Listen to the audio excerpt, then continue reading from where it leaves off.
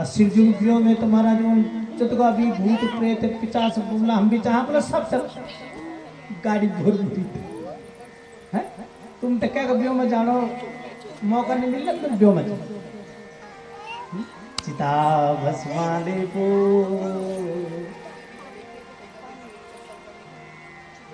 गरल मशलम दिक्पट धरो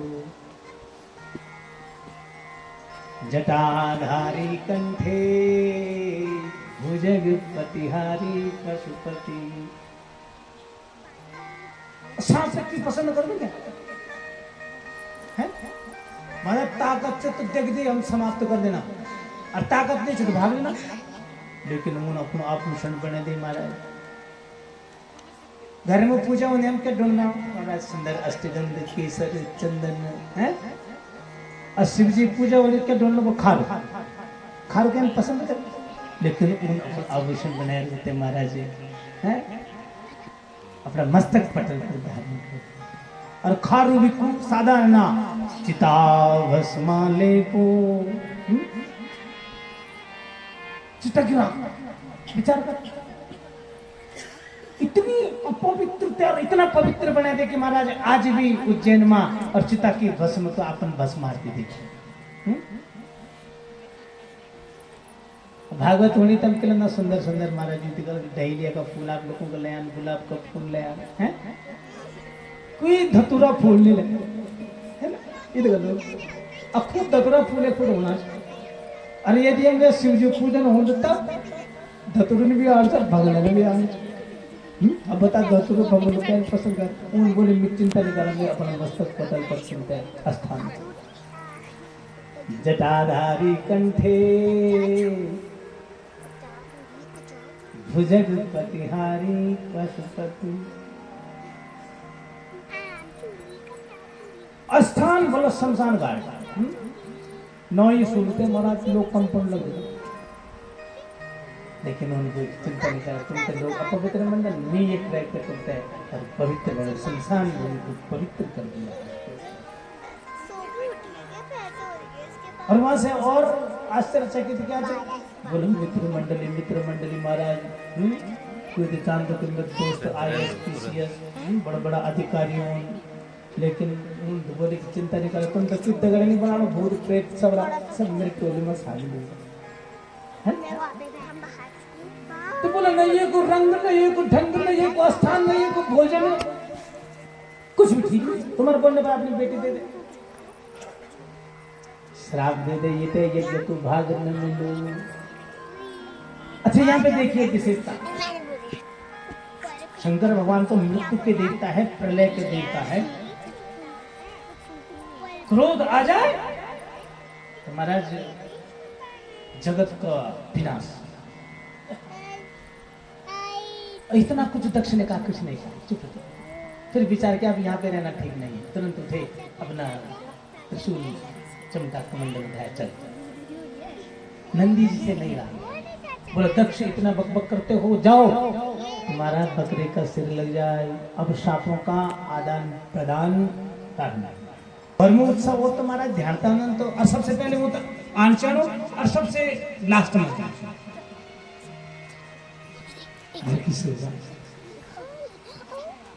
तो बोले जाऊं कैसे पति तो महाराज समाधि से है, मैं प्रतीक्षा कर रही हूँ समाधि से उठे और कब हम जाएंगे।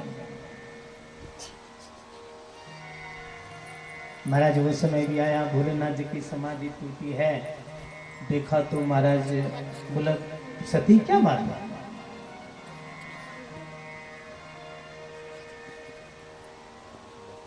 बोला क्यों भीतर बाहर कर रही है। बोला तुम्हें पता नहीं है मेरे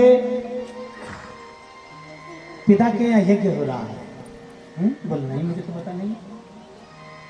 बोला क्यों निमंत्रण आया है क्या। अच्छा बोलने का तरीका बोलने का ढंग प्रस्तुत कितना सुंदर। ये नहीं कहा मेरे पिता के यहाँ यज्ञ हो रहा है। तो प्रजापति ते ससुरस्य सांप्रतम निर्यापितो यज्ञ महोत्सव वयं च तत्राभिसराम वामुते यद्यर्पितामि विबुधाप्यजन्ति।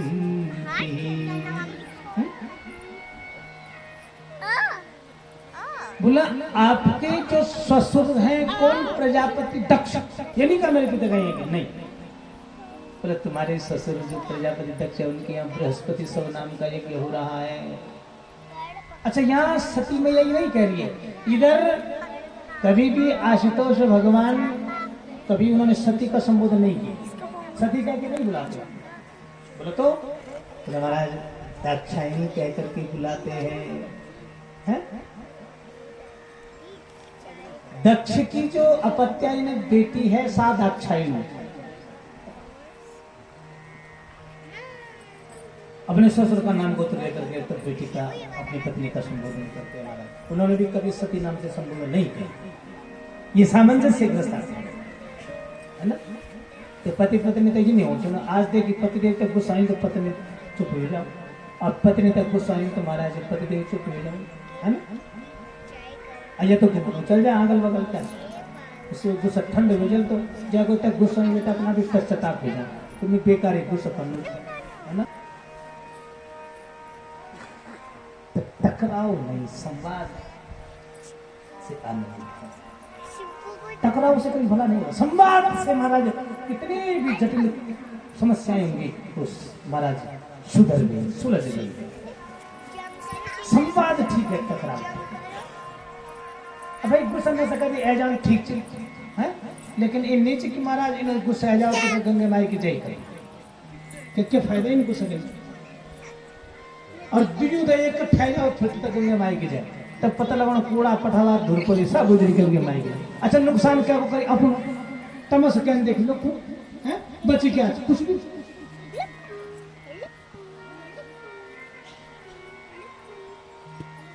लड़ाई केवल आज की तारीख में हमारे प्रभु के कृपा से सब कुछ। लड़ाई क्या है? Ego, ego. अच्छा बड़ों को जो क्षमा करो, शक्तिमान को बलशाली को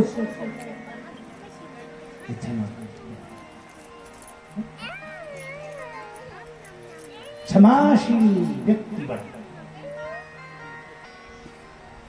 प्रजापति ते ससुरस्य शांतितम।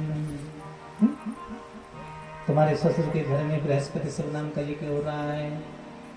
और चलो तो भोलेनाथ जिन बोलेगी चलत सही पर आमंत्रण आयोजित क्या चिट्ठी पत्री तो न्यू तो बोला बेटी के आमंत्रण न्यू तो पत्र की आवश्यकता क्या चाहिए भाई।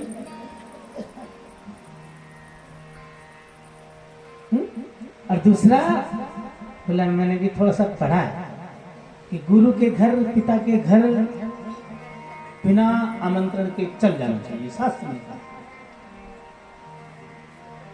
और दूसरी बात बोला घर भी इन जगह पर बनाई तुम्हारे को महाराज न्यूतन जनरन कर्म होने एक तो बर्फ ही बर्फ से महाराज ये तो कुछ भी नहीं न बड़ सब न क्या होता है गंगे माई की जय टावर फावर कुछ भी नहीं डाक यानी कि मन होते आड़ इन जगह घर बने कदाचित पिताजी ने आमंत्रण भेजी भी बोलो जय का हाथ में ने कौन को खोई ये तो तुम ही रह सकता ये तुम भूत प्रेत नंदी और मैं रह सकता बाकी और नहीं रह सकता।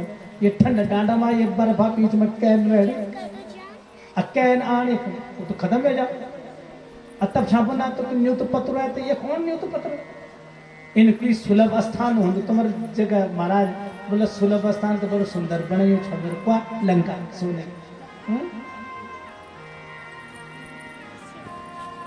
लेकिन मेरा भागमान नहीं छे मुहूर्त करियर महाराज रावणा बाबन बोल दे यही दक्षिणा में ले जा मुहूर्त कहते महाराज दक्षिणा में बोल खुश रहता है के देन बोला ये कूड़ी दे बोले भक्त वत्सल भगवान अब विचार करें महाराज वास्तव में जैसा बोलिए तो नाम तो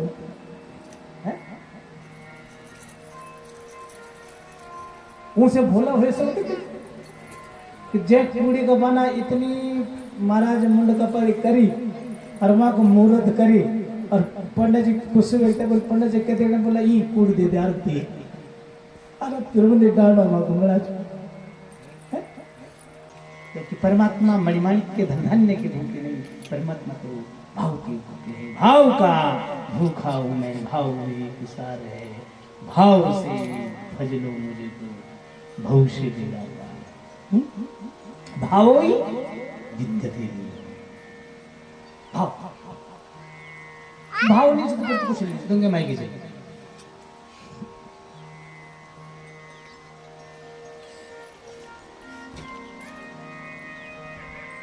सुखदेव जी वर्णन करते हैं, राजन परीक्षित आज बिना आमंत्रण नहीं आया है, लेकिन गुरु घर और पिता के घर बिना बुलाए चल जाना चाहिए। अब विवश हुए हैं इसलिए कहा, बोला सती वहां जाना चाहिए बिना बुलाए जहाँ कोई वैमनस्यता का भाव ना हो। आज विवश हो गई इसलिए कहा। तुम्हारे पिता मुझसे दुश्मनी रखते हैं, वैमनस्यता का भाव रखते, क्यों? फिर उन्होंने महाराज जो घटना हुई थी वो सुना दी। इसलिए सती वहां जाना ठीक नहीं है। लेकिन सती मैया ने कहा नहीं, मेरे पिता के घर में इतना बड़ा यज्ञ और मैं न जाऊं, तुम भी जाओगे और मैं भी जाऊंगे, साथ जाएंगे। भोलेनाथ जी ने कह दिया सती तुम ठीक है, मैं तो कहता हूँ मैं तो नहीं जाऊंगा, और तुम्हें भी कहता हूँ कि तुम मत जाओ, क्योंकि यदि वहां जाएंगी श्रेय नहीं मिलेगा, कीर्ति नहीं मिलेगी। बोले नहीं मैं तो जाऊंगा। बोले मेरा तो यही वो है कि तुम मत जाओ। अब अपनी इच्छा से जाना चाहती हो तो जाओ। सती मैया ने कहा ठीक है, तुम पहले तो मैं कहती हूँ तुम भी चलो, और तुम नहीं जाते तो मैंने तो जाना है। नंदी को भोलेनाथ जी ने बुलाया, इन किन प्रकार ने सती को समझाया, नहीं मानी तो महाराज नंदी को कह दिया कि जाओ ससम्मान सहित और अपनी माँ सती को लेकर के उनके पिता के घर में छोड़ दो। जितनी भी उनकी सामग्री है सब लेके जाना, क्योंकि परमात्मा तो महाराज त्रिकालज्ञ है, परमात्मा तो समर्थ है, परमात्मा जानते हैं। जीवन में आज पहली बार मेरी आज्ञा का उल्लंघन कर रही है, ये जा तो रही है, ये वापस नहीं। महाराज इधर इन्होंने ढिंढोरा पिटवा दिया कि भाई इस यज्ञ में सबको आमंत्रण दिया, सब पहुंच भी गए, ढिंढोरा पीट दिया कि खबरदार, मैंने जो दामाद मेरे सबसे छोटे कौन सुनकर हैं उनको आमंत्रण नहीं दिया, और मेरी बेटी अब लेकिन वो उनकी अब पत्नी है इसलिए मैंने उसको भी नहीं बुलाया। लेकिन जिसको मान सम्मान अपमान जिसको चिंता नहीं है कदाचित वो आ भी सकता है। तो कोई महाराज उनके लिए उनसे बात मत करना। यानी यज्ञ की भूमिका रची, इतना बड़ा खर्च हो रहा है, इतनी बड़ी व्यवस्थाएं हो रही है, और काय के लिए? अपमानित करने के लिए। सखियों से मिली महाराज, सखियां भी नहीं मिलना चाहती। सोचा बहनों से मिलो, बहनों के पास गई, बहनों से मिली, लेकिन जैसे बहनें पहले मिलती थी महाराज, फिर विचार किया माँ तो माँ है, माँ तो ममता की मूर्ति है, माँ के पास गई, माँ से लिपटी है, माँ ने खूब ममता को न्यौछावर किया है। लेकिन ये भी देखा कि माँ ममता तो लुटा रही है, लेकिन माँ विवश है, क्योंकि देख रही है मेरे पति न देख दे, क्योंकि पति का तो आदेश है, खबरदार उनको मुंह मत लगाना। सती मैया समझ गई कि माँ तो ममता में है, माँ तो ममता की मूर्ति है, लेकिन माँ विवश है, और मैं अपनी माँ को विवश नहीं करना चाहती। आपने तो ये अपमानित करने के लिए यज्ञ किया, और कोई भी यज्ञ बिना मेरे पति के हो सकता है क्या? मेरे पति का यहाँ स्थान ही नहीं है। तो क्रोध आ गया और बोला तुमने वैमनस्यता का भाव किसके साथ रखा? मेरे पति, जिनका नाम क्या? शिव। शिव के कल्याण का यक्षरम नाम गिरे ऋतम नृणाम सकत संगा दगमा सुभंति तत् पवित्र कीर्तिम कमलंग शासनम भवान हो शिवे शिवे तरह। मतलब शिव के इतर किसी भी प्राणी का क्या कल्याण हो सकता है? और वो भी वो शिव कि महाराज जिन्होंने कभी भी बोला मेरा नाम सती करके नहीं पुकारा कि गोत्रम तदीयम भगवान वृषध्वजो दाक्षायणीत्याह यदा सुदुर्मना जपीत नर्मास्मितमासु तद्ययम् युत्सुक्षैत गुणकं तदंगयम्। कभी सभी नहीं कहा, हमेशा तुम्हारे गोत्र और नाम का उच्चारण करके दाक्षायणी नाम से संबोधन किया, और उनके साथ में तुम्हारे दुश्मन, उनसे तुम महाराज ये वैमनस्यता का भाव। पिताजी से कल्याण नहीं हुआ, महाराज क्रोध आ गया, पद्मासन ने यज्ञशाला में लगाया है, उसी समय योगाग्नि को का आह्वान किया है, और शक्ति देखते देखते सुदेव जी वर्णन करते राजन परीक्षित मां सती ने योगाग्नि में अपने शरीर को और भस्मीभूत कर दिया, समाप्त कर दिया। अभी तक जितने भी ऋत्विज थे, होता थे महाराज, सब और दक्ष की जय जयकार कर रहे थे, लेकिन अभी ये बदल बोला दक्ष ये ठीक नहीं हुआ है। भाई पिता के घर में यज्ञ हो रहा हो और बेटी मरने के लिए विवश हो जाए, क्या उस पिता को पुण्य मिले? और उस पिता के कारण लोग तुरंत और बदल गए। उस बोले सांसारिक शास्त्र में कहा है व्यक्ति कब बदल जाए कोई पता नहीं है। सुर नर मुनि सबकी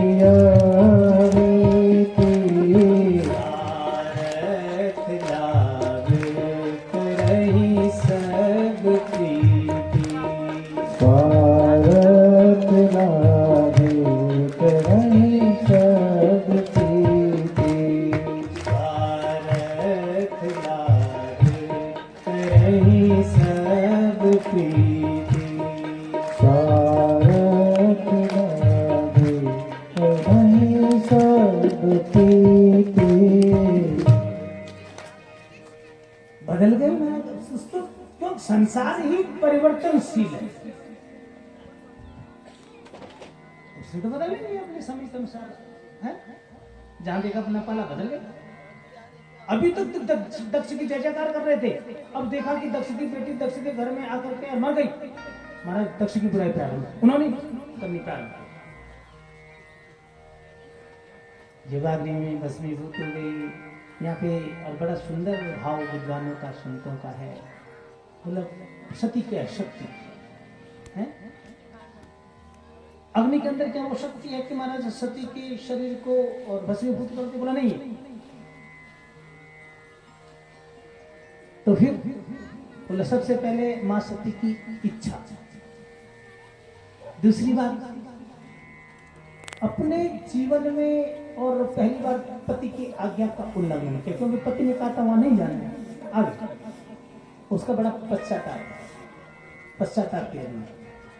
पति से वियोग हुआ, पति को छोड़ करके आई है, वियोग की अग्नि। पिता के घर में पहुंची, जैसा सोचा था कि सब किस तरह से मिलेंगे, लेकिन जब देखा कि महाराज कोई बात करने के लिए भी तैयार नहीं है, अपने को अपमानित महसूस किया, अपमान किया गया। यज्ञाग्नि में जब यज्ञ कुंड में पहुंची, यज्ञशाला में पहुंची, पिता के साथ में वार्तालाप हुआ। पिता को महाराज और जब देखा तो क्रोध आया है, क्रोधाग्नि, और फिर आह्वान किया किसका? बोले योगाग्नि। और इस यज्ञशाला में क्या बोले यज्ञाग्नि, इतनी अग्नियां एकत्रित होकर के, और फिर मां सती की इच्छा से फिर जाकर के मां सती का जो शरीर था वो आज भस्मीभूत हो गया।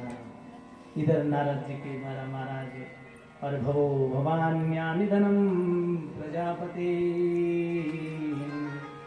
सतकृतायावगम्य नारदात् स्वपार्श्वद सैन्यं च तदत्तरर्वे विद्रावृतं क्रोधमपारमाददे। अब तो क्रोध आ गया, अपने स्थान से खड़े हो गए भोलेनाथ। और शिव जी का क्रोध मानो प्रलय। बोले महाराज अब हंसना, तो क्रोध की सीमा पार हो गई तो हंसना प्रारंभ कर दिया। गंभीर नारव, चारों तरफ त्राई त्राई मच गई। भाई यज्ञ कोई साधारण नहीं है, बृहस्पति सब नाम का यज्ञ। यदि इसकी दीक्षा ली है जिसकी पूर्णावृत्ति होनी चाहिए, लेकिन पूर्णावृत्ति कैसे होगी? क्योंकि जो प्रधान यजमान था वो तो महाराज समाप्त हो गया, और जब तक प्रधान यजमान नहीं है तो पूर्णावृत्ति कैसे होगी? क्या करें? अपराध हो गया। सब ब्रह्मा जी के पास गए। ब्रह्मा जी ने कहा, क्योंकि उस यज्ञ में न तो ब्रह्मा जी आए थे न भगवान नारायण आए थे। बोलो देवताओं तुम कहीं भी मुंह उठा करके चले जाते हो, विचार क्या तुम? भाई जिस यज्ञ में त्रिदेव न हो तो भगवान नारायण भगवान ब्रह्मा जी क्यों नहीं आए? उन्हें मालूम है कि भाई शिव का वहां स्थान नहीं है तो ये यज्ञ पूर्ण नहीं होगा। जिस यज्ञ के लिए पूर्ण होना ही नहीं है वहां क्यों जाए? नहीं है। लेकिन सारे देवता स्वाद देखा कौन से विचार किया ही नहीं। और अब संकट आ गया, अब दुखी हो रहे। बोला तो बताएं अब इस संकट की निवृत्ति कैसे हो? बोला संकट की निवृत्ति तो असंभव लगती है, क्योंकि तुम्हारी करनी ऐसी थी। लेकिन फिर भी जिनका और अपराध हुआ है जिनका, उनके पास ही जाना पड़ेगा। कैलाश में पहुंचे हैं यहाँ महाराज ब्रह्मा जी के मानस पुत्र समर्थ मंगल सनातन सनत कुमार भोलेनाथ जी नारद जी, और यहाँ तत्वों का उपदेश चल रहा है। देवता सारे ब्रह्मा जी को लेकर के कैलाश में पहुंचे हैं। अब क्या की हिम्मत ही नहीं हो रही अगले जाने, एक वो तू जा रहा है और जबर यज्ञ में 56 प्रकार का भोग लगता है। दान में एक अंकुर पहले मेरा एक अंकुर पहले अहम पूर्वम और अब बनाने बोलो तू जा रहा है स्वार्थी लाज करही सब अब क्या की ताकत से महाराज, और वो भी शंकर भगवान को क्या मृत्यु का देता। खैर क्या भी तरह से ज्ञानी भोलेनाथ जी ने बोला महाराज आपके दगड़ी मजे और बड़ो अत्याचार है। बोला ये तो विधान विधाता को विधान। अब चलो जो बात रहेगी वो क्या करना मन। बोला लेकिन एक बड़ो संकट। बोला क्या मेरे से बड़ो संकट जी क्या? भाई मेरी पत्नी और पिता का घर में जाकर समाप्त होगी, क्या यहाँ से बड़ी संकट बेच सकती?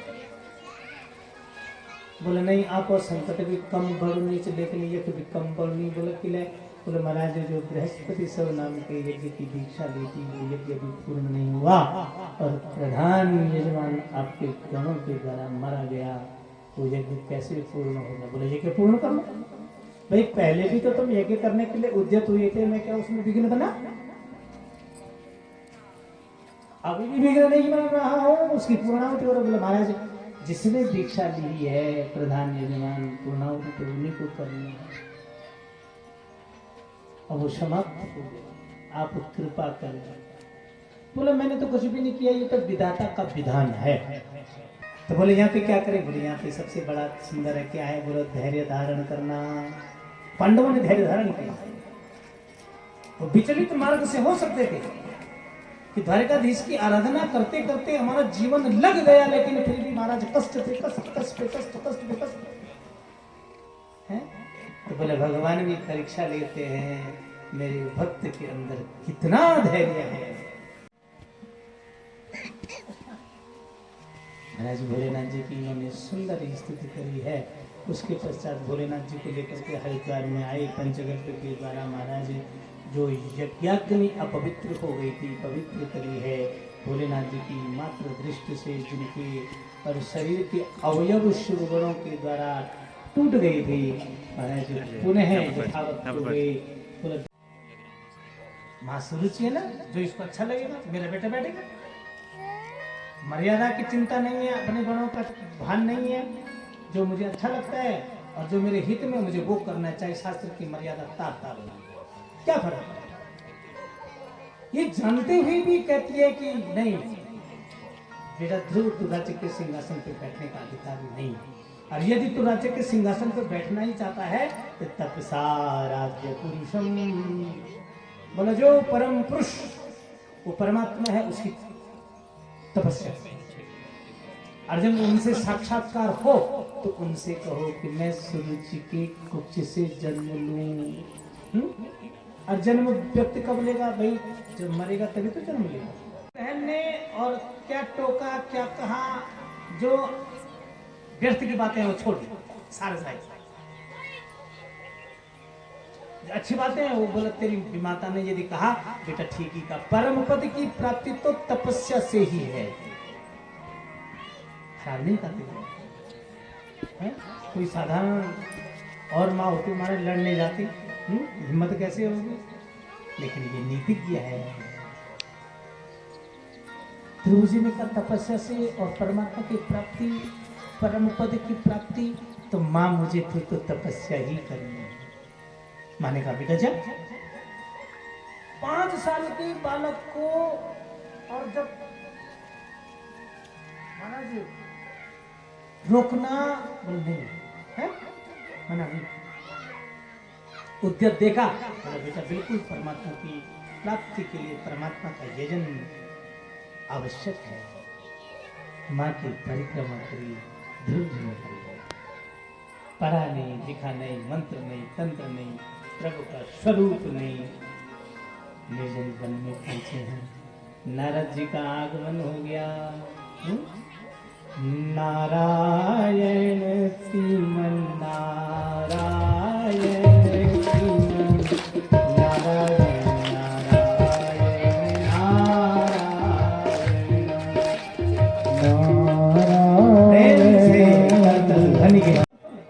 द्रौपदी की प्राप्ति ध्रुव जी को हो जाती है।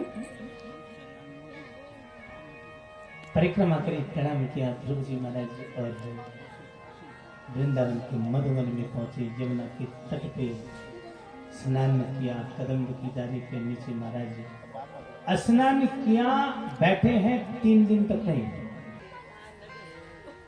दिन बढ़ा दिए, आहार कम कर दिया। अब पहले फल खा रहे थे, अब बोले 6वें दिन में उठते हैं और घास फूस पत्तियां खा ली एक बार, है नहीं? तपस्या ज्यादा और आहार कम। दूसरा महीना भी व्यतीत हो गया। जैसे ही तीसरा महीना आया, हमारा 6 दिन की जगह 9 दिन में उठते हैं और अब तो घास फूस भी छोड़ दिया, पत्तियां छोड़ दी, अब क्या केवल जल।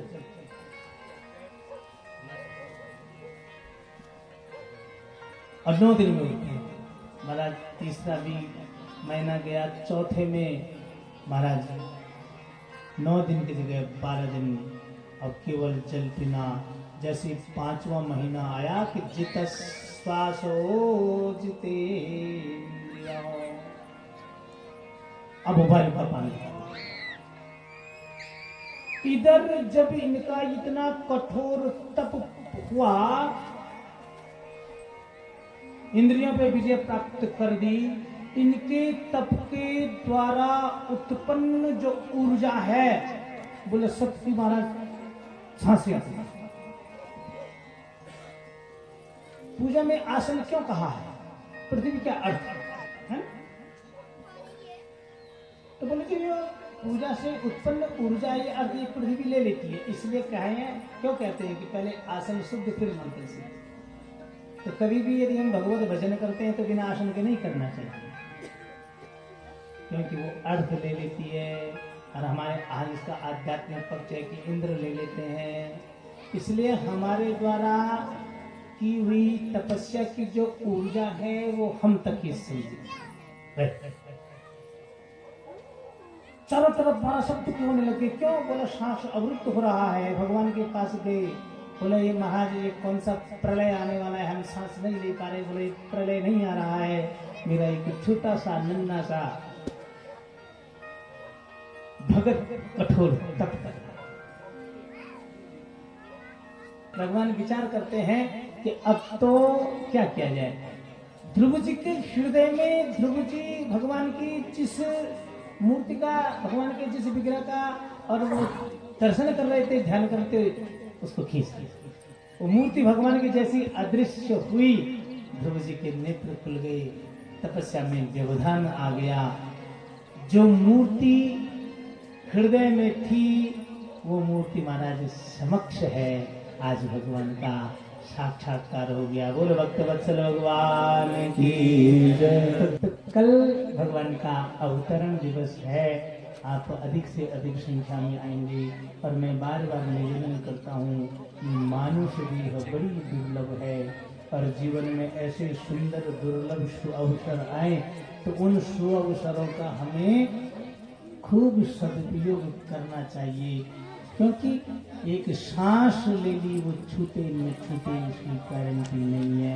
अब ज्यादा बर्ड ठीक नीचे एक बार जयकार कल्ला, एक भजन बोलो, आरती कल्ला बोलो, बांके बिहारी लाल की और जोर से बोल करना यदि ना बोलो, बांके बिहारी लाल की, राधा रानी सरकार की, यमुने मैया की, आशुतोष भगवान की, हरि देवी मैया की, भागवत भगवान की, भक्त समाज की, ना खूब जोर से बोलो, सत्य सनातन धर्म की, धर्म की, धर्म का शरणों में देश का जय जय जय श्री राधे। यानि कानि च पापानि जन्मान्तरकृतानि च तानि सर्वाणि नश्यन्तो रक्षाम पदे पदे। जयकारा सभी लोग जोर से लगाएंगे। बोले भागवत भगवान की, कृष्ण कन्हैया लाल की, आवाहित समस्त देवी देवताओं की, सत्य सनातन धर्म की, शंकर भगवान की, समस्त क्षेत्र देवी देवताओं की, कटोलिया ठाकुर की, इंद्रालेश्वर महादेव की, धर्म की, अधर्म का प्राणियों में विश्व का, और गंगा मैया की, काल हर कष्ट हर दुख हर दारिद्र्य हर हर हर हर महादेव।